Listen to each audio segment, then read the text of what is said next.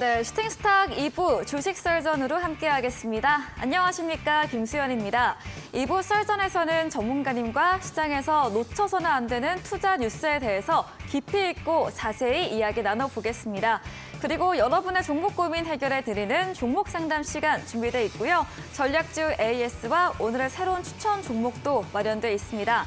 먼저 종목 상담 참여 방법부터 소개해드리겠습니다. 문자 샵 3772번으로 오늘 함께하실 전문가 상한 김용덕 적어서 보내시면 입장 가능한 채팅방 링크 보내드리고요. 또 포털 검색창에 슈팅스타 검색하시고 사이트 들어오셔도 종목 상담 코너 준비돼 있습니다. 종목의 이름, 매수하신 가격, 비중 올려주시면 방송 시간 통해서 고민들 해결해 드리고요. 또 종목 상담 채택될 경우에는 커피 쿠폰도 함께 보내드립니다. 여러분의 많은 참여 기다리고 있겠습니다. 네, 그럼 오늘 주식 썰전 함께할 전문가를 소개합니다.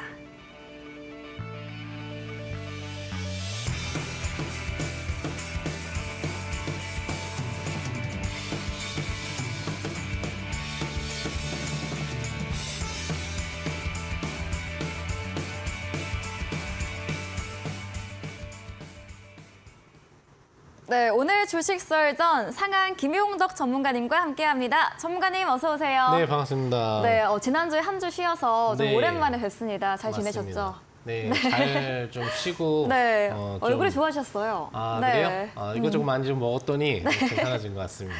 네, 그럼 오늘도 한번 잘 해보겠습니다. 네. 먼저 오늘 썰전 주제 확인해 보겠습니다. 네, 오늘의 썰전 주제입니다. 6월이 되기 전부터 주목했던 이벤트죠. 이제는 코앞으로 다가왔습니다. 오늘 밤 미국의 5월 소비자 물가지수 발표에 이어서 생산자 물가지수 그리고 연준의 6월 FOMC가 예정돼 있는데요. 금리 동결 쪽으로 더 힘이 실리면서 간밤 미증시 강세, 오늘 우리 시장도 환율 약세와 함께 상승장을 보여줬습니다. 이 부분에 대해서 오늘 자세히 이야기 나눠보겠습니다. 네, 썰전 주제 확인해 봤습니다. 이번 주 CPI, 이어서 네. PPI, 또 우리 시각 15일 FOMC 발표까지 앞두고 있는데요. 그렇죠. 한번 자세히 짚어주세요. 아주 뭉탱이로 이제 다 모여 있는 것 같아요. 그러니까요. 그래서 기본적으로 뭐 PPI 중요성은 그렇게 좀 높다고 볼 수는 없겠는데 네. 이제 CPI가 또 오늘 밤에 발표가 네. 되다 보니까 FOMC 회의가 이제 시작된 상태에서 FOMC 회의의 어떤 금리 결정 과정에 가장 큰 변수로 좀 작용할 수 있다고 생각해 볼 수가 있겠습니다. 네. 아무래도 금리 결정이라는 게 미리 정해놓은 게 아니에요. 회의를 해가지고 그 회의 안에서 이렇게 하자라고 결정을 해가지고 결론을 낸 다음에 발표를 이제 새벽에 해주게 되는 부분인데 우리나라 시간으로. 네. 그래서 직접적으로 우리가 예측은 가능하지만 실질적으로 회의를 거치고 나야 실질적인 그 금리 결과를 알 수가 있다는 얘기죠.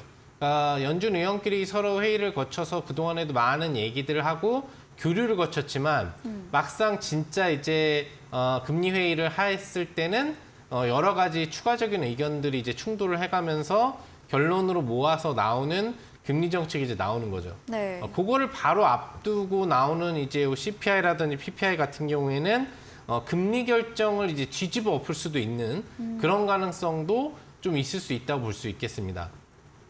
우선은 이번 그 6월 금리가 좀 예측되는 수치는 사실 동결로 좀 네. 무게중심이 많이 깔려 있다고 하죠. 그쵸. 한 70% 이상이 이제 동결로 좀 많이 예측이 되고 있고 그 다음에 이제 뭐 20%가 안 되는 수준이 뭐 금리 인상 부분이라든지 이런 부분들로 예측이 되어 있기 때문에 거의 금리 동결에 대한 얘기를 좀 생각해 볼 수가 있겠지만 오늘 발표되는 CPI가 만약에 시장의 예측치 수준을 현저하게 벗어난다. 즉 아니면은 전달에 발표됐던 수치보다 더 높은 수준의 물가 상승률 수치로 기록이 된다라고 한다면 사실상 연준 의원들 입장에서는 다시 한번 지금까지의 분위기를 재고해 볼 만한 그런 생각을 해볼 수가 있다는 얘기예요. 네. 지금 미국의 그 소비자 물가 지수에 대한 예측 수치를 좀 보겠는데 이번 달, 그러니까 전달 기준에 어떤 물가 지수가 나왔을 거냐를 예측하는 기본적인 수치에 대한 예측치가 4.1%를 좀 예측을 하고 있단 말이죠.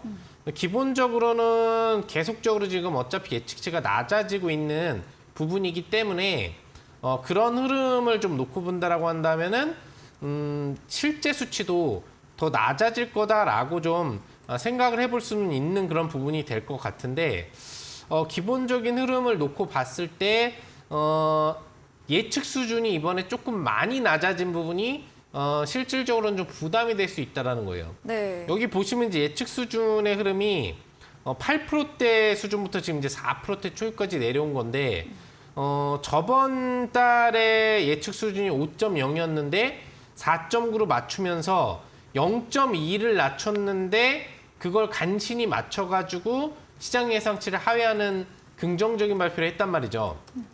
근데 중요한 거는 그 전달에서 그 전달로 넘어오는 수준이 더 좋은 거였는데 네. 6.0 시장 예측을 6.0으로 3월에 맞췄었다가 4월에 5.2로 0.8을 대폭적으로 낮춘단 말이죠. 이게 과연 맞춰질 거냐라는 얘기가 많았는데 시장 예측치가 5.2인데 5.0이 맞춰졌어요. 네. 그러다 보니까 시장 호재로 작용을 했죠, 사실. 그러니까 이렇게 굉장히 1% 정도의 어떤 물가지수가 낮아지는 흐름이 형성되게 된다라고 하면은 네. 시장의 긍정적인 호재로 다가올 수가 있는데 그렇죠. 이 템포 간격을 보시면 8.0, 7.3, 6.5, 6.2, 6.0, 5.2, 5.0, 4.1이에요. 뭔가 조금 이상하게 느껴지죠? 여기 보시면은 8.8, 8.7, 8.1, 8.1 굉장히 작년만 해도 보수적으로 낮췄단 말이에요. 물가에 대한 하락에 대한 기대 수준을 보수적으로 낮춰오다가 작년 말하고 이번 연도 초로 넘어오면서부터 0.5 이상 점핑하는 수치들이 나오기 시작했단 말이죠. 예측 수치가. 네. 그런데 그 수치를 좀 많이 맞춰줬어요. 그렇죠. 예, 그러다 보니까 가파르게 어떤 원자재 가격도 하락을 하고 뭐 일부 부동산 가격의 하락이라든지 이런 부분들이 전방위적으로 좀 연결선상으로 작용이 되면서 물가가 가파르게 좀 내려가고 있다라는 인식을 이제 가져오고 있는데 여기 보시면 이제 6.5, 6.2, 6.0으로 내려오는 것처럼 7%대에서 6%대로 내려오는 동안에 3번 정도의 어떤 예상치를 중간에 거쳐가지고 6.0으로 내려왔단 말이에요. 그렇죠. 그래서 그런 흐름이 나왔는데도 중간에 못 맞추는 경우가 있었어요. 근데 그 뒤에 수치가 이제 5.2, 5.0을 맞췄는데 두 번이 다 맞춰진 거예요. 네. 한마디로 얘기하면 이렇게 한 번에 큰 폭으로 내리고 얕게 내렸는데도 두 번이 맞춰지니까 템포상으로 한 번 이렇게 또 0.9% 정도를 내려도 네. 맞춰지지 않겠느냐라고 월가에서 예측을 하고 있는 거죠. 좀 크게. 네, 네. 물론 이제 그 저번 달에 나왔었던 전반적인 수치를 이제 월가도 분석을 하다 보니까 거기 소비자 물가지수에 영향을 주는 요인들을 분석했을 때 대폭적인 좀 물가지수 인하가 나올 것으로 예측이 됐기 때문에 이런 예측치 하락 수준을 크게 놓은 거겠지만 네. 실질적으로 정상 범위를 따져도 4.2 정도를 해주는 게 좀 맞지 않았느냐. 그래도 0.8%나 낮추는 거기 때문에 그쵸. 그래서 4.1이나 4.0이 나와도 호재로 작용할 수 있게.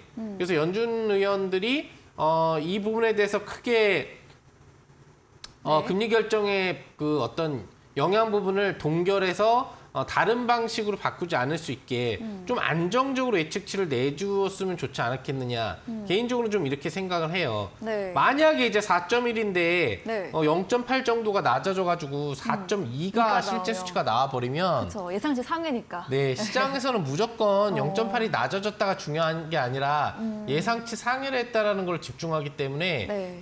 약간 악재로 받아들이고 연준 의원들이 혹시나 다른 생각할 수 있지 않겠느냐라는 생각에 시장이 조금 연동해서 조정파 연동이 나올 수가 있거든요. 그렇지 않아도 이제 FOMC가 눈앞으로 다가오고 시작되는 시점에서 시장이 지금 안정적으로 올라가고는 있지만 조금 부담을 느낄 수 있는 자리로 가 있는 상태인데 CPI 발표가 실제 무리한 예측치 때문에 실제 수치가 예측치보다 높게 나오면 이런 부분들은 당장 주식시장에도 영향을 줄 수밖에 없고 또 연동을 해가지고 연준 의원들이 생각하기에 뭐야 이거 예측 수치보다 높게 또 나오기 시작하네? 그러면은 동결이 아니라 그냥 잔잔하게 금리를 한 번 더 올려야 되나? 이런 쪽으로 급선회를 할 수 있다는 얘기예요. 네. 왜냐면 지금 연준 의원들의 전반적인 그 의원들이 동결 분위기를 좀 생각을 하고 있는 거지 아직도 강한 매파 의견들을 갖고 있는 일부 의원들은 금리를 계속적으로 연말까지 올려야 된다. 6%대 이상으로 가야 된다. 진짜 물가지수가 완전히 떨어질 때까지 계속 올려야 되는 거다. 지금 먹히고 있을 때 올려야 된다. 안 그러면 내성이 생긴다. 네. 이렇게 얘기를 해주고 있는 부분들이 많기 때문에 그런 부분에 있어서 지금 이제 이 CPI 발표 수치가 과연 예측치를 맞출 수 있을 것이냐에 조금 부담감을 좀 가질 수 있는 날이 되지 않겠느냐라고 생각을 해볼 수 있겠어요. 물론 뭐 PPI는 사실 그렇게 부담이 되진 않아요. 이미 PPI는 우리가 저번 달에도 알아봤듯이 벌써 2%대로 사실 내려와 있기 때문에 정상 범위 수준으로 내려와 있다고 볼 수가 있는 부분이거든요. 인플레에 대한 얘기가 없고 문제가 없을 때도 PPI 수치는 2%대에서 3%대로 왔다 갔다 그렇기 때문에 사실 PPI에 대한 예측이나 방향성은 그렇게 크게 FOMC 회의에 영향을 주지도 않고 또 실질적으로 시장에 영향을 주는 요소도 사실 아니라고 볼 수 있는 부분인데 아직 이 CPI 같은 경우에는 물가 상승률 수치가 낮아지고는 있지만 전년 동기 대비 여전히 4%대에 머물고 있기 때문에 5%대, 4%대로 막 들어와 있는 상태이기 때문에 연준이 원하는 CPI 수준을 맞추지는 못하고 있단 말이죠. 그러다 보니까 예측치를 맞추는 부분에 대한 수준이 지금 시점에서는 실제 물가 상승률 수치보다도 좀 더 중요하다고 볼 수 있겠어요. 물론 일각에서는 현재 미국의 기준금리가 5%대가 넘어서 있는 만큼 소비자 물가 지수가 이제 4%대 초입이 나오게 된다면 오히려 그 나라에서 정한 기준금리 대비 소비자 물가 상승률의 수준과 격차가 1%가 넘게 나올 수 있기 때문에 전체적인 물가 지수에 대한 인플레 압박 부담은 사라질 수 있다라는 분석들이 나오고는 있기는 하지만 연준이 원하는 목표는 2%대이기 때문에 그 수준이 나오기 전까지는 연준은 인플레에 대한 부분이 해소됐다라고 발언을 해주지는 이제 않을 거란 얘기죠. 그래서 그런 부분에서 CPI 같은 경우 당장에 이제 오늘 야간에 발표됐을 때 예측 수준을 맞출 수 있는지 여부가 상당히 FOMC 회의가 이제 막 시작되는 시점에서 첫 단추가 이제 어떻게 껴져 들어가느냐. 그래서 연준 의원들이 이런 생각을 갖고 갔는데 반대되는 생각을 할 수 있느냐에 대한 요소에서 중요한 포인트가 되지 않을까 생각합니다. 네. 그 다음에는 이제 금리 결정에 대해서 좀 얘기를 해보는데, 네. 아까도 얘기했지만 금리가 이제 동결될 확률이 상당히 높다라고 네. 좀 분석이 되고 있어요. 우선적으로는 저번 달에 뭐 파월이 이제 얘기를 해준 부분에 있어서도 버냉키 이제 전 의장과의 어떤 만담을 통해서 더 이상의 금리 인상은 무의미하다. 일단은 동결을 좀 해주는 게 낫지 않겠느냐라고 생각을 하고 있다라고 언급을 해줬고 이런 부분에 버냉키도 맞다. 지금 충분하게 인플레가 개선되고 있기 때문에 일단은 좀 지켜보는 구조로 가는 게 더 낫지 않겠느냐라는 얘기를 좀 해줬어요. 일부 연준 강경 의원은 여전히 금리 인상에 대한 강세를 좀 얘기하는 부분의 의원들이 있지만 대부분 이 파월의 어떤 동결 분위기를 많은 연준 의원들이 따라가겠다라고 지금 해주고 있는 그런 부분이기 때문에 네. 전체적으로는 특별한 CPI의 이상이 발생되지 않는 이상 또는 일부 발생을 하더라도 우선적으로는 동결 가능성이 높다라고 지금 예측을 하고 있는 분위기예요. 근데 좀 이상한 얘기는 이제 그런 얘기가 나오고 있어요. 원래 금리 정책이라고 하는 게 금리를 한번 인하하기 시작을 하면은 인하를 끝날 때까지 하고 그 다음에 동결을 한다면 동결을 유지하는 구조로 가고 다시 혹시 지금과 같은 인플레기가 나면 지금처럼 금리를 올리는 구조로 가게 되는 부분인데 네. 현재 그 하반기 미국의 금리 정책과 관련된 분위기에 있어서 일부 월가의 분석 의견을 내는 그 매체들 같은 경우에는 네. 이번에 금리 동결을 한 이후에 하반기에 1회에서 2회 정도 금리 인상을 다시 기본 스텝 정도로 할 수도 있다라는 얘기를 해주고 있어요. 네. 그래서 이런 부분 같은 경우에는 이제 금리 동결을 했는데 동결을 했다가 만약에 인플레가 다시 확대된다거나 네. 무언가 문제가 된다면은 다시 금리 인상을 해서 이 부분들을 잡겠다는 얘기인데 네. 사실상 이런 어떤 금리 정책 같은 경우에는 확률적으로 좀 높지는 않다라고 좀 볼 수가 있을 것 같아요. 왜 그러냐면 금리를 한번 동결을 해서 네. 시장의 어떤 상승 장세의 분위기를 이끌어 놓는 상태. 그리고 동결이라는 결정을 했다는 얘기는 인플레가 현재 금리 수준을 유지하더라도 잡힐 거다라고 생각을 하고 있는 거거든요. 연준 위원들이. 네. 무슨 얘기냐면은 지금 금리가 동결된다고 해서 금리가 낮아지는 게 아니거든요. 현재의 5%대 이상 금리가 계속 당분간 유지되는 거기 때문에 물가 같은 경우에는 이런 어떤 금리 인상 유지 속에 이자율 압박이라든지 전반적인 투자 축소 압박을 지속적으로 받기 때문에 물가의 하방 압력은 계속적으로 내려올 수밖에 없는 부분이에요. 근데 이런 부분에 있어서 사실상 금리를 어떤 지표에 대한 흐름 부분들이 잠시 불균형하게 나온다고 해서 다시 연준이 금리를 올려버리게 되면 사실상 미국이 뭐 지금 파월 의장이 그럴 확률은 낮다고 했지만 일부 월가에서 경기 침체 가능성 부분에 대한 언급 부분들을 크게 해주고 있는 그런 부분들도 사실 있잖아요. 이번 하반기와 내년도에는 큰 경기 침체에 들어갈 수 있다라고 분석하는 의견들도 어느 정도 있는 상태이기 때문에 오히려 동결 이후에 추가 금리 인상을 해주게 될 경우에는 실질적으로 진짜 미국의 어떤 투자 축소를 더 본격화시키고 물가의 어떤 하방력 압력을 이제 낮춰주는 그런 물가의 어떤 인플레를 낮춰주는 그런 어떤 정책적인 효과보다는 좀 깊은 인플레에 빠지게 만들 수 있는 사람들이 투자를 정말 하고 싶어하지 않아 하는 정말 안전자산만 선호하는 뭐 이런 현상으로 가져가게 될 수가 있어요. 네. 그렇다 보니까 현재 시점에서 일부 의견으로 나오고 있는 금리 동결 이후에 다시 재금리 인상이 1, 2회 하반기에 나올 수 있다라는 이 의견은 사실상 가능성이 좀 높지는 않다라고 좀 분석을 해볼 수 있겠고요. 네. 정확한 내용은 이제 우리나라 시간으로 15일 새벽 3시에 금리 결정이 나오고 나서 이제 파월 의장이 3시 반에 연설을 해주고 네. 그 다음에 추가적으로 기자회견을 해주게 되겠죠. 여기에서 이제 금리 발표에 나오는 점도표를 보게 되면은 연준 위원들이 앞으로 금리 인상을 추가적으로 원하는지 여부도 알 수가 있고요. 그런 부분에 있어서 만약에 현재 수치보다 현 금리 동결 이후에 추가적인 금리 점도표 상향이나 이런 수치들이 많이 찍히게 되면 하반기에 추가 금리 인상을 고려하고 있다라는 분석이 1차적으로 가능한데 제일 중요한 거는 이제 파월 의장이 금리 발표 이후에 기자회견을 통해서 어떤 얘기를 해주는지겠죠.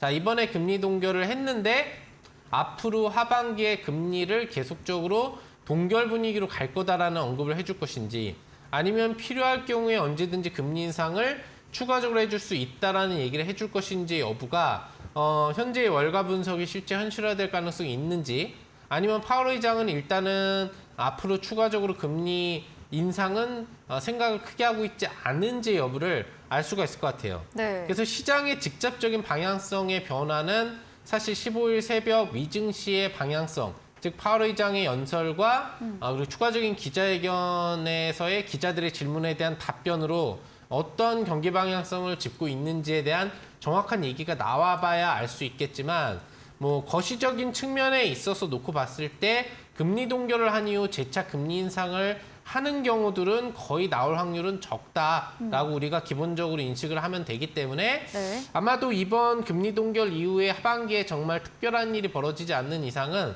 동결 모드를 지속할 확률이 높다고 볼 수 있겠고 우리가 조금은 긍정적인 시장 전망을 잡아볼 수 있지 않을까 생각합니다. 네. 물론 이제 금리가 동결되지 않고 정말 충격적인 CPI가 오늘 발표가 되게 되고 네. 이런 영향 부분들이 연준 위원들이 어떤 생각을 바꿔서 당장 15일 결정되는 금리가 베이비 스텝으로 나오게 된다고 한다면 언제 동결이 될지 사실 모르는 구조로 또 들어갈 수가 있기 때문에 그런 부분이 오히려 우리가 생각하는 악재가 될 수 있는 부분이 되겠죠.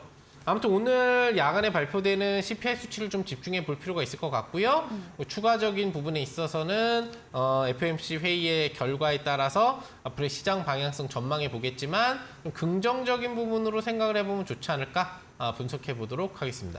네, 6월 금리 결정에서 우리 시각으로 오늘 밤 발표될 CPI가 주요 변수일 텐데요. 그동안은 시장의 전망치에서 0.1%가량 하회할 경우 시장이 우호적으로 반응을 했습니다. 이번 5월 예상치는 4.1%로 예측 수치가 지난달 대비 0.8% 정도로 크게 낮아졌습니다. 이 점은 다소 부담스럽게 작용되고요. 4.1%나 4%로 이런 부합, 하회가 나와야 시장은 안도하고 연준도 금리 동결적으로 방향을 확실하게 틀 것으로 이야기해 주셨습니다. FOMC 회의에 좀 더 집중을 해보면 금리 동결 전망이 우세하지만 이번에 금리 동결 후에 이 향후 인상 가능성은 낮게 긍정적으로 봐주셨습니다. 네, 오늘 썰전 진행해 주신 상한 김용덕 전문가님에게 방송 이후에도 자세한 정보, 더 많은 전략을 얻고 싶으시면 문자 샵 3772번으로 상한 김용덕 적어서 보내시면 입장 가능한 채팅방 링크 보내드리고요. 화면 하단 QR코드 통해서도 휴대폰 카메라 대주시면 입장 가능합니다. 네, 오늘도 방송 이후입니다. 9시부터 상한 김용덕 전문가님의 무료 온라인 공개 방송도 준비 중에 있습니다. 어떤 주제인지 이야기 들어보시죠. 네, 아무래도 이제 슬슬 하반기 좀 기회이장이 네. 도래하지 않나 생각해요. 그렇지 않아도 제가 이제 하반기부터는 슬슬 상승장이 좀 나올 수도 있지 않을까에 대해서 상반기 지속적으로 얘기를 해드렸고, 상반기 같은 경우에는 점진 반등 장세 외에 정말 불장이 나오기는 좀 어렵다라는 얘기를 좀 해드렸는데, 네. 좀 본격적인 하반기 상승 장세가 나온다고 한다면 작년에 나왔었던 어떤 조정 흐름을 다 회복하는 그런 상승장이 나올 수도 있기 때문에 우리 투자자 여러분들은 이런 시기에 어떤 업종이나 어떤 종목들을 대응해야 되는지 궁금하실 수 있을 것 같아요. 그런 부분, 앞으로 기대될 수 있는 이슈 업종에 대해서 좀 다뤄볼 수 있겠고, 또 중요한 건 승률이거든요. 여러분들이 아무리 시장이 좋다고 하더라도 내가 매매를 자꾸 실수를 해서 손절이 나오는 부분들이 반복이 되게 되면은 좋은 장세에서도 계좌를 올릴 수가 없다는 얘기죠. 그래서 높은 승률로 매매를 할 수 있는 방법 부분들에 대해서 오늘 방송에서도 여러분들한테 자세한 설명을 해드릴 테니까요. 고승률 매매법을 한번 해보고 싶으시다라고 하시는 분들은 꼭 오늘 무료 방송에 참여해 주시면 좋을 것 같습니다. 네, 기회의장 상승장이 전망되고 있습니다. 이때에 맞춰서 확실한 고승률 매매법 알려주신다고 하네요. 포털 검색창에 슈팅스타 검색하시고 사이트에 들어오시며 첫 화면에 상한 김용덕 전문가님 프로필 바로 아래 방송 입장 가능한 버튼이 있습니다. 9시부터 클릭하시고 함께 하시면 되겠습니다. 그리고 저희가 준비한 이벤트도 있습니다. 마지막 코너 도전 상한가에서 전략주에 대한 힌트를 알려드릴 예정입니다. 힌트 듣고 정답 아시는 분들도 9시 무료 온라인 공개 방송 들어오셔서 채팅창에 남겨주시면 커피 쿠폰 함께 보내드리겠습니다. 네, 오늘 썰전 주제 정리해보고 돌아오겠습니다.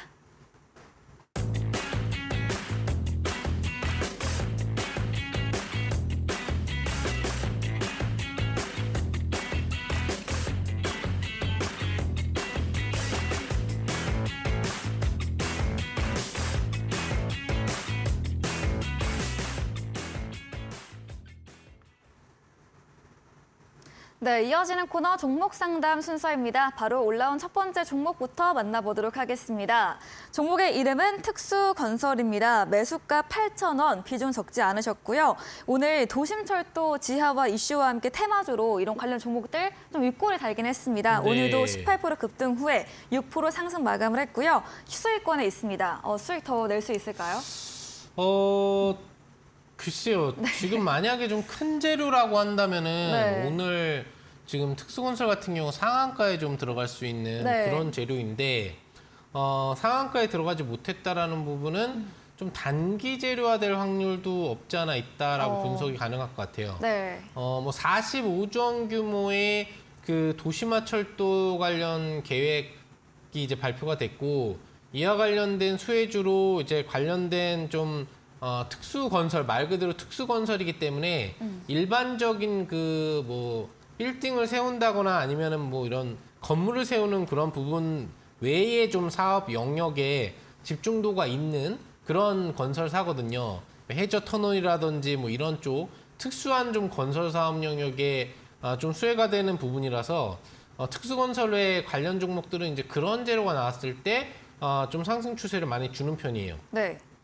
우선 그 도심 철도를 지하한다. 뭐 당연히 해야 되는 거죠. 지금도 서울 시내에 보면은 이제 철도가 중간중간에 지나다니고 이거를 바로 바꾸지 못하다 보니까 뭐 지금 이 방송국 오는 쪽에도 사실 도심 라인에 철도가 있거든요. 네. 그래서 제가 좀 지나올 때마다 네. 특정 통로를 통해서 지나올 때마다 네. 그 기차가 지나간다고 하면 이제 차단기가 내려와서 그쵸. 차를 가져가다 멈췄다가 다시 오는 이런 사례들이 있어요. 네. 그러니까 이런 게 위험하기도 하면서 상당히 좀 불편하기도 하고 어떻게 보면은 좀 예전 그 철도 문화가 아직까지도 이제 남아있다고 볼 수 있는 거죠. 근데 이게 예전 철도 문화가 굉장히 좋고 긍정적이고 전망이 좋으면 이거를 오히려 관광화시켜서 이런 철도가 이렇게 도심지에 지나다닌다 이렇게 할 수 있는데 그 철도 레일이나 그 길이 하나도 관광스럽지가 않아요. 굉장히 좀 위험하고 소음도 크고 네. 그리고 자칫 잘못하면 인명 피해도 있을 수 있는 맞아요. 그런 위험 요소들이 좀 많이 깔려 있기 때문에 이런 부분들에 대한 어떤 지하화는 충분히 앞으로 적극적으로 진행될 수 있는 또 진행되어야 하는 요소로 봐요. 이미 그 어떤 간선도로라든지 이런 부분들 같은 경우에는 지하를 좀 서울시에서 한 부분들도 많이 있고 전반적으로 도로들 같은 경우 이 어떤 고가도로들을 조금 많이 없애는 추세로 네. 안정적인 좀 도로를 만드는 개편 부분들이 지금 진행이 이미 오래전부터 되고 있단 말이죠. 그래서 철도와 관련된 부분을 지하시킬 수 있다라고 한다면은 상당히 좀 더 서울시라든지 아니면 그 외의 지역 부분에 있어서도 좀 쾌적한 그런 생활이 좀 가능할 부분이 될 수 있을 것 같아요. 네. 그래서 단기적인 재료로 기술적인 흐름이 나왔지만 실질적인 내용은 중장기적인 재료가 되기 때문에 그쵸. 이런 관련주들의 흐름이 단기적인 반등에 머물 확률이 크지는 않다라는 거죠. 그러니까 첫 반등이 세면은 이 반등이 강하게 한번 올라갔다가 그냥 낙하해서 내려오는 수준으로 머무를 수가 있는데 네. 첫 반등이 수십조 원대의 재료가 되는 큰 재료임에도 불구하고 이렇게 윗골이 음봉이 나왔는데 그렇다고 갭을 또 메꾼 건 아니에요. 갭이 남아있단 말이죠. 이런 흐름이 나왔다는 얘기는 현 수준에 대한 추세만 유지될 수 있다고 한다면 앞으로 다시 직전 고점에 대한 도전도 충분히 트렌드화 될 수 있다고 볼 수 있겠죠. 다만 이제 오늘 종가라든지 또는 오늘 저가가 형성된 가격 수준 이하로 만약에 내려간다라고 한다면 사실상 추가 차익이 들어간다고 볼 수 있기 때문에 그런 관점에서는 이제 직전 저점까지 좀 깨졌다가 다시 파동이 나올 수 있는 그런 부담감을 가질 수 있겠고요. 기술적으로는 8,600원이 앞으로 붕괴되지 않는 선에서는 보유물량 홀딩 및 직전 고점 도전을 노려보시면 될 것 같고요. 만약에 8,600원이 이탈된다고 한다면 일단 8,500원을 깨고 8,000원까지 가는 건 기정사실화 될 거거든요. 그럴 경우에는 낙하를 바라볼 필요는 없을 것 같아요. 그럴 경우에는 현금화를 시키셨다가 다시 재매수 타이밍을 혹시 이 관련주가 좋아 보이신다면 노리는 전략으로 조금 보수적으로 대응하실 필요도 있을 것 같다라고 분석해 드릴 수 있겠습니다. 네, 특수건설 첫 반등이 크게는 나오지 않았습니다. 오늘의 상승 추세가 유지된다면 8,600원 선 이탈 여부 체크하시면서 직전 고점도 돌파 가능할 것으로 다소 중장기적으로 말해주셨습니다. 다음 종목은 우양입니다. 매수가 3,700원, 비중 20%인데요. 오늘 5% 강세 마감됐습니다. 가정 간편식 납품 업체라고 나와 있는데 네. 혹시 일본 오염수 때문에 오른 건 아니죠? 네, 뭐 때문에 올랐을까요? 그러게요. 이게 네. 뭐 오늘만 오른 게 아니라 네. 사실 뭐 저번 달부터 오르는 흐름이 나왔던 거라서 실질적으로 과연 그 일본 오염수 영향을 많이 받았겠느냐. 네. 그러니까 뭐 수산물이 문제가 되니까 육류 소비가 나올 수 있다. 그래서 육류 관련된 그 간편식품이나 이런 거를 이제 만드는 게 우양이고 또 국내에서 핫도그 뭐 만드는 1위 업체라고 좀 하는 것 같은데 그래요? 핫도그 좋아하시나요? 네, 좋아하죠. 네, 저도 전문가는 안 핫도그 좋아하세요? 좋아하는데 네, 그쵸? 좋아하죠. 네. 네. 핫도그에 뭐 찍어 먹는 거 좋아하세요? 저는 설탕, 케첩, 마요네즈. 다 찍어 드시는구나. 네. 다 해든 올로 찍어 드시는 네, 모두 다. 저는 케찹파여서 깔끔한 스타일. 케찹만 이제 완전히 그 피범벅 되듯이 둘레둘레하면서 이렇게 먹는 스타일인데 아무튼 지금 약간 우양이 그런 이제 피범벅 스타일의 차트가 나오고 있는데 네, 빨개요. 전체적으로는 추세가 좀 살아있다고 볼 수가 있을 것 같아요. 그래서 일본 관련 수혜가 있건 없건 일단 기술적인 흐름이 저번 달에 한번 급등이 나오고 추세상으로 전체가 죽지 않은 상태에서 추가 상승 추세를 지금 거래가 실리면서 주고 있기 때문에 네. 충분히 직전 고점 돌파 상승력도 가능해 보이는 차트라고 볼 수가 있겠고요. 다만 보시면 아시겠지만 5일선을 타고 오르는 스타일인데 5일선 갭 점핑이 나오고 있진 않아요. 급등이 나왔다가도 누르고 5일선을 지키고 오르는 형태니까 결국에는 이 5일선이 깨지면 추세가 이탈될 거라는 흐름으로 분석이 가능하겠죠. 그래서 30분 봉상에 보이시는 이 62평에 대한 추세가 종가상으로 이탈이 된다거나 아니면 그게 보기가 어려우신 분들은 그냥 일봉상으로 네. 이 종목이 음봉이 나오면서 5일선 이탈 종가가 나온다라고 한다면 이제부터는 추세가 좀 깨져내려가겠구나라고 생각하고 매도를 해주시는 게 좋을 것 같고 그 전까지는 4,500원, 4,700원 돌파 가능성이 있기 때문에 좀 안정적으로 홀딩 유지도 가능하지 않나 분석해 볼 수 있겠습니다. 네, 추세는 살아있지만 이 상승 정도에 따라서 음봉이 나오고 5일선이 이탈된다면 추세 깨지는 것으로 매도, 정리 전략을 드렸습니다. 다음 종목은 한국항공우주입니다. 매수가 57,000원, 비중 적지 않으셨고요. 오늘 1% 약세로 53,000원 손실 구간에 있습니다. 누리호 성공 이후에 네. 주가가 크게 움직임은 보이지 않고 있어요. 어떻게 볼 수 있을까요? 네, 뭐 성공해도 별로 기뻐하지 않는 것 같아요, 그렇죠? 네, 네. 관심이 없는 건지 몰라도. 네. 아무튼 항공우주는 이제 뭐 우리나라에 있는 그 우주항공 사업의 가장 중요한 종목에 해당을 하고요. 네. 또 국가적인 그 사업 영역을 담당하고 있다고 볼 수가 있기 때문에 앞으로 민간 사업 영역으로 우주항공 사업 영역이 넘어간다고 하더라도 연동된 이제 보수 지원 관리라든지 제휴 사업 영역 그리고 관련된 발사체 제작 및 연동 사용 부분에 있어서는 계속 참여를 할 수 있는 종목이라고 볼 수가 있을 것 같아요. 그래서 특별하게 이번 추가 나로 3호 발사 부분과 관련된 부분에 있어서 좀 효과를 받지는 이제 못한 걸로 볼 수가 있겠지만 기술적으로 중요한 게 안 떨어졌다는 거예요. 그러니까 한마디로 얘기하면은 재료 전에 사서 재료에 팔아라. 또는 그 전에 안 올라간 애들은 재료 나오면 올라갔다가 떨어질 때 팔아라. 뭐 이런 얘기들 있잖아요. 결과적으로는 본재료가 나오기 전에 올라갔다가 내려와 있는 상태에서 재료가 나왔는데 네. 주가 자체가 올라가지도 않고 떨어지지도 않았다는 얘기는 앞으로도 특별하게 크게 떨어질 생각은 없다는 얘기예요. 그리고 우리나라 우주항공 사업 영역은 좀 계속적으로 발전 가도를 가질 수가 있겠죠. 네. 그럼 하나 에어로도 한번 볼게요. 네. 같이 움직이는 종목이기 때문에 이 종목의 변동성이 어떤지 여부도 중요하거든요. 차트가 비슷한데요? 똑같잖아요. 네. 그러니까 이 차트는 무슨 차트냐면은 중장기 상향 차트가 지금 만들어지고 있는 거예요. 네. 결론적으로는 크게 단발로 찍었다가 내려오는 게 아니라 우량적이고 앞으로도 계속 이 사업을 할 거기 때문에 특별하게 떨어질 생각을 갖고 있지 않고 지속적으로 좀 관리를 하면서 올리겠다는 의지가 강해 보이는 차트거든요. 그러니까 제가 보기에는 이거를 보유하신 분들은 단기적으로는 이제 관심 가지실 필요는 없는데 중기적으로 관심을 가지시면 앞으로 하반기에 6만 원 돌파 가능성이 충분히 있다고 볼 수 있겠죠. 근데 오히려 이제 위험한 종목 같은 경우에는 이런 뭐 한양 디지텍 같은 종목이겠죠. 갑자기 급등을 했다가 주가의 변동성이 이제 내려올 수 있는 종목에 대한 부담감을 갖고 있는 건데 얘 같은 경우에도 안 떨어지고 있는 거죠. 그 얘기는 뭔 얘기냐면 발사 직전에 급등이 나와가지고 그거에 대한 기대치가 반영받은 게 한양 디지텍인데 발사를 해서 성공했다는 소식이 들으면 재료 소실로 사실 급락이 내려야 되잖아요. 그런데 안 내려오고 또 신고가 돌파가 나왔다는 얘기는 이 우주항공 사업 영역 자체에 대한 방향성이 긍정적이다라는 부분을 좀 생각을 해볼 수 있는 거예요. 그러니까 그런 부분을 좀 놓고 생각을 해본다고 한다면 관련된 이제 우주항공 사업 영역 부분들은 앞으로 하반기에도 좀 시장의 방향성과 연동되던 연동되지 않던 좀 긍정적으로 바라볼 수는 있지 않겠느냐. 네. 그렇게 좀 분석이 가능할 수 있겠죠. 전체적으로 한국 항공우주에 대해서는 좀 여유를 갖고 투자하실 수 있는 투자자분이셨다면 지금 지속적인 중장기 홀딩이 가능해 보이지 않을까. 그렇게 분석해 볼 수 있겠습니다.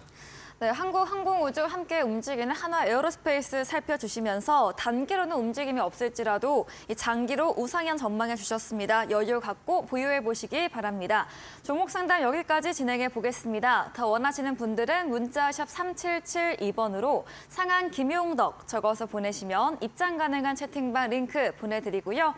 포털 검색창에 슈팅스타 검색하시고 사이트 들어오셔도 종목 상담 코너 준비되어 있습니다. 종목의 이름, 매수하신 가격, 비중 올려주시면 방송 시간 통해서 고민들 더 해결해 드리겠습니다. 네, 그럼 저희는 포트폴리오 AS 시간으로 돌아오겠습니다.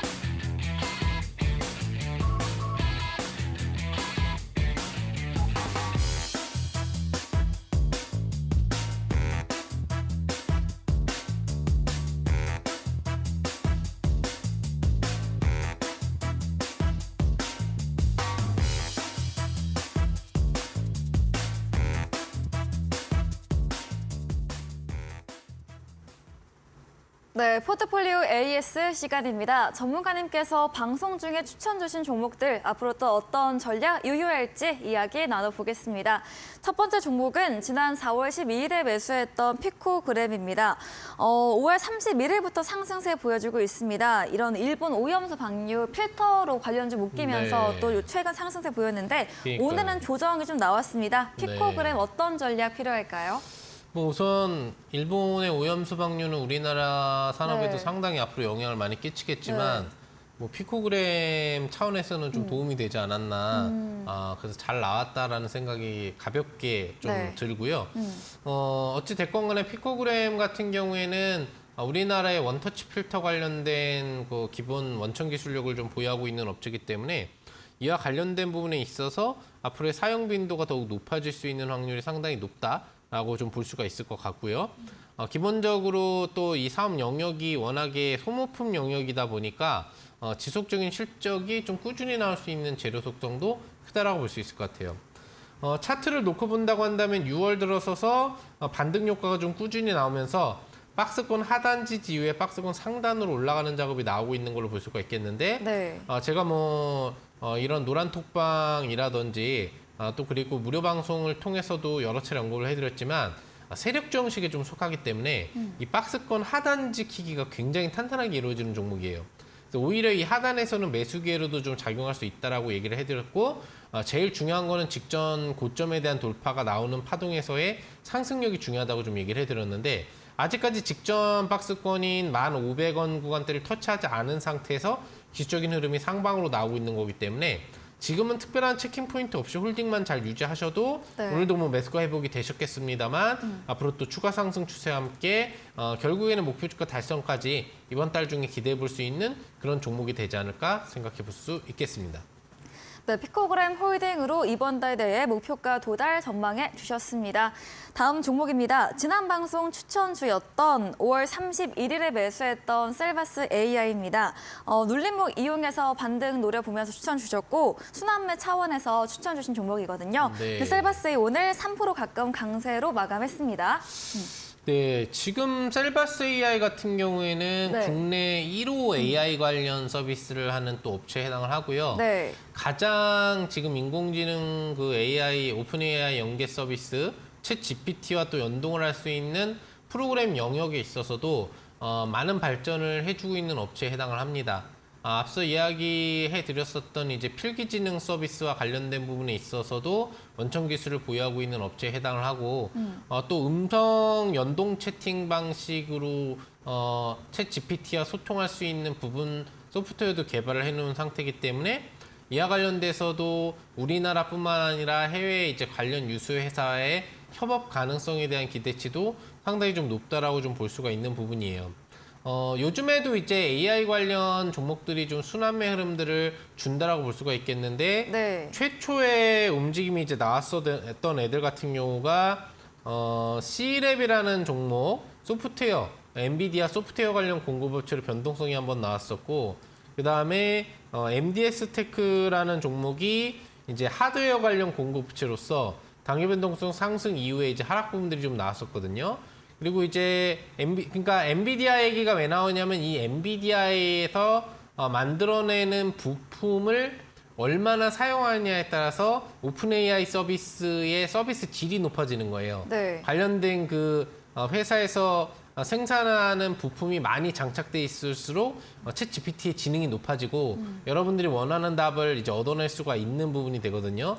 그래서 중요한 부분이고요. 네. 그 다음에 이제 엔비디아가 관련돼서 오픈 AI 연동되는 또 슈퍼컴퓨터를 만들겠다라고 얘기를 하니까 국내 이제 컴퓨터 전통 공급업체로 좀 분류가 되는 제이션 시스템에 대한 어떤 급등도 좀 나왔었고요. 네. 그다음에 최근에는 이제 폴라리스 이 네. 오피스라는 종목이 좀 강세를 치면서 역시 이것도 이제 오픈 AI 및 엔비디아 관련주로 분류가 되는 종목인데 네. 상승 추세를 이제 순환매로 올리면서 최근에 강세를 좀 치고 있죠.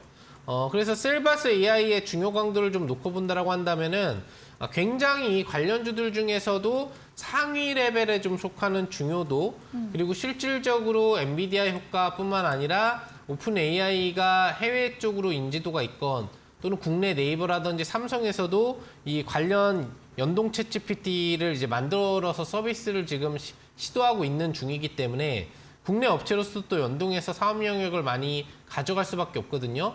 그런 부분에 대한 수혜성이 충분히 나올 수 있는 구간대에 있으나 아직까지는 그 부분이 반영되지 않았다라고 보는 게 맞는 것 같아요. 네.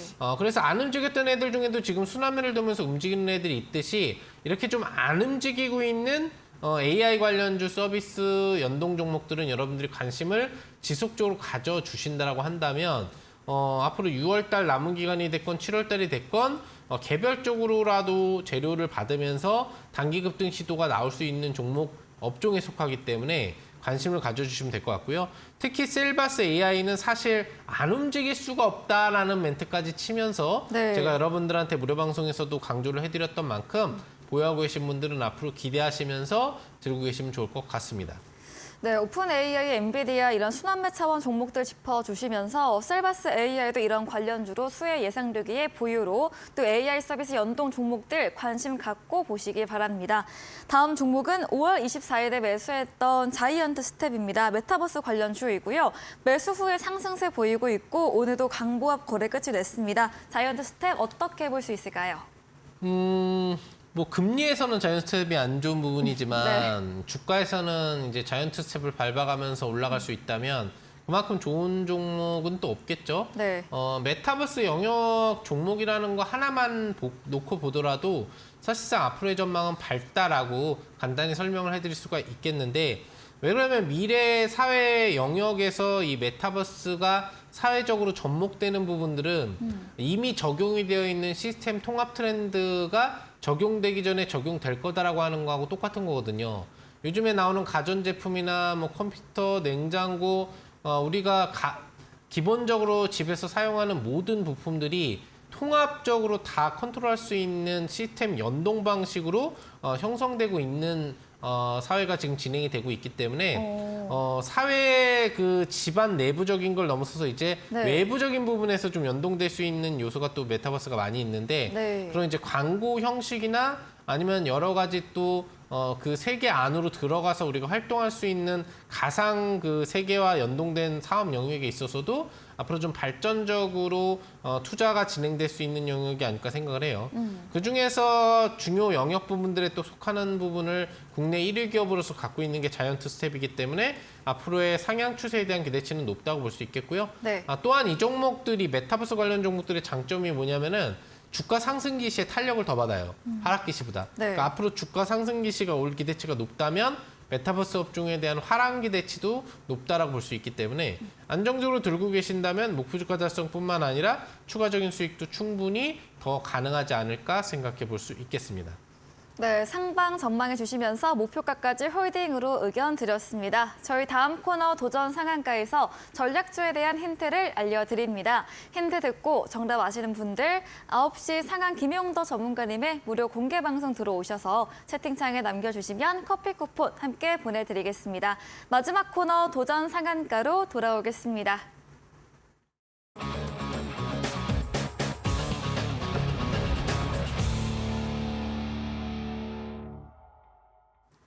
네, 도전 상한가 시간입니다. 이번 주 전략 종목에 대한 힌트 들어보도록 하겠습니다. 네. 이번 주 전략 힌트는 조금 재미는 없을 수 있는데 네. 압축된 표현이에요. 네. 자동차 좋아하세요? 자동차? 자동차요? 타고 다니는 자동차, 운전하는. 네, 그렇죠. 그쵸, 편하죠. 네. 그 자동차하고 인사할 때 뭐라고 그러죠? 자동차랑 인사를 해요? 네. 자동차랑, 자, 하이카. 하이카. 네, 하이카. 네. 인사를 한 거예요, 자동차한테. 네. 하이카. 네. 이게 이제 힌트인데 사실 이제 자동차하고 관련은 없어요. 네. 그냥 억지로 껴맞추려고 하다 보니까 네. 재미는 있었나요? 네. 저도 네. 이제 자동차를 보면 인사를 할게요. 그러니까요. 하이카. 이러면서. 하이카. 그럼 네. 자동차가 방긋 웃을 거예요, 아마. 네. 그냥 웃지 않는 자동차가 가끔 있거든요. 네. 어떻게 해야 될까요? 바이카? 아니에요? 아니죠. 도망가야 되겠죠? 네. 칠 수도 있으니까. 네. 자, 하이카에서 이제 하하면은 그 명칭으로 할 수 있는 게 이제 하이브. 네. 그 다음에 이 하면은 이로 시작되는 게 네. 이수만이 있죠. 네. 그리고 카로 하면은 시작되는 게 뭐가 있을까요? 카요? 카. 카센터? 아니에요? 아니, 카. 페인트를 좀 조합해서 생각해야 돼요. 자, 하는 하이브고 네. 카시오페야? 이는 아니에요. 이수만이에요. 네. 네, 그러면은 카가 카는 뭘까요? 카. 자꾸 자동차하고 연결하는데 네, 자동차와 뭐죠? 관련이 없다고 했는데 네. 피디님 아시나요? 카카오. 카카오. 네, 알겠네요. 어렵군요, 이게. 네. 거기 생각도 안 하이브하고 하고 이수만까지 있었어요. 나왔는데 이게 네, 계속 어렵군요. 그 엔터와 관련해서만 생각을 하다 보니까. 네. 그렇군요. 네, 그래요. 근데 왜 카센터를 왜 넣은 거예요? 그 자동차가 너무 기뻐서 인상이. 이뻐서. 네, 임팩트가 너무 셌어요. 이쁜 자동차 좋아하시는구나. 딱정벌레차 뭐 이런 거 폭스바겐유 좋아하시나요? 네. 비싼 차. 비싼 차. 수입차. 뭐 람보르기니나 네, 열심히 벤틀리. 벌어야겠어요. 네, 네. 그런 거 좋아하시는구나. 알겠습니다. 꼭 네. 가지실 수 있을 것 같고요. 네. 자, 아무튼 이 종목은 네. 1세대 우리나라 음원 관련 사업 영역을 갖고 있는 이제 업체에 해당을 하고요. 네. 최근에 카카오에 이제 합병이 되면서 인수가 되면서 종합 업체로서 좀 거듭날 수 있는 그런 회사가 됩니다. 연동돼 가지고 이제 하이브하고 그리고 또 네. 카카오하고 같이 협업을 좀 하기로 되어 있고요.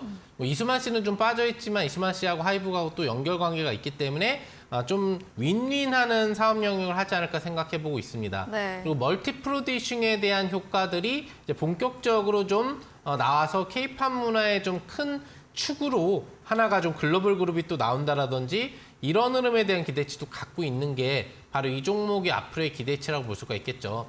다만 얼마 전에 관련된 흐름에 있어서 이런 어떤 뭐 M&A라든 이런 영향 때문에 주가가 워낙에 많이 올라갔다가 내려온 흐름으로 최근 엔터주의 어떤 상승 흐름에 비해서는 기술적으로 오르지는 못하고 있는 흐름이 이제 보일 수가 있습니다. 보시면 아시겠지만 박스권이잖아요. 최근에 엔터주들이 다 우상향 추세를 가는 거하고 다른 흐름이죠. 충분히 이제 바닥을 잡아줬다라고 볼 수 있기 때문에 앞으로의 주가 흐름을 놓고 본다고 한다면 다시 강한 상승으로 직전 고점을 도전해 줄 수 있는 추세형 상승이 가능할 수 있는 저점 자리이기 때문에 우리가 한번 접근해 보자라는 관점으로 보고 있고요. 네. 매수가는 뭐 다음 거래일 시가 이내로 설정해 주시면 되겠고요. 목표 주가라든지 손절가 그리고 종목명에 대해서는 여러분들 이 방송 끝나고 진행하는 무료 방송에서 자세하게 설명해 드리도록 하겠습니다. 네, 엔터 관련주 하이브 카카오 힌트 드렸습니다. 전략주에 대한 자세한 대응 방법과 고수익률 매매법에 대해서 알려주신다고 합니다. 잠시 후 10분 뒤 9시 무료 온라인 공개 방송 함께 하시면 되겠습니다.